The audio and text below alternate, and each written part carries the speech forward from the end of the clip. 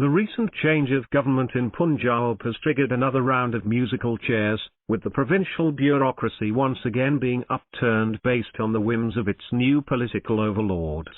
Merely hours after the new regime led by Chaudhry Pervaiz Elahi took over, heads had started to roll in the province's police force, where undesirable police officers were either placed as ousted or had their services returned to the federal government. The changes were not unanticipated. The PTI had made it clear after the July 17 by polls in Punjab that it would make short work of all police officers involved in forcefully subduing its long march on the capital in May. The police force purge is just the start. More transfers and reshuffles in other branches of the provincial administration are bound to follow as the new government puts down roots and seeks out willing officers to facilitate its political plans.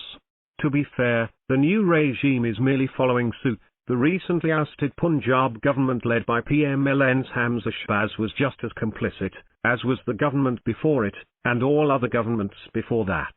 The unfortunate reality is that the executive has lost much of its independence to other branches of the state.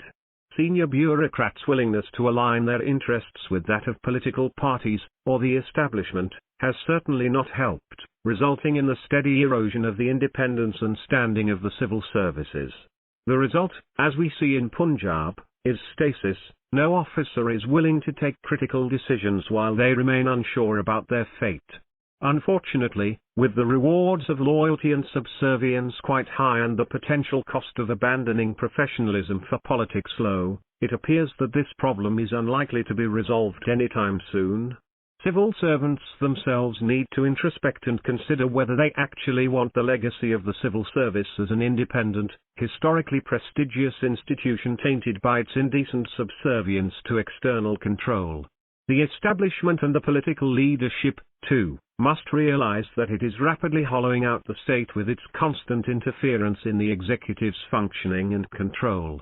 The system must change to provide greater security of tenure to professional officers who simply want to focus on discharging their responsibilities, and to create greater disincentives and penalties to weed out civil servants who prioritize their own interests over their responsibility to the state. Published in Dawn, August 1, 2022.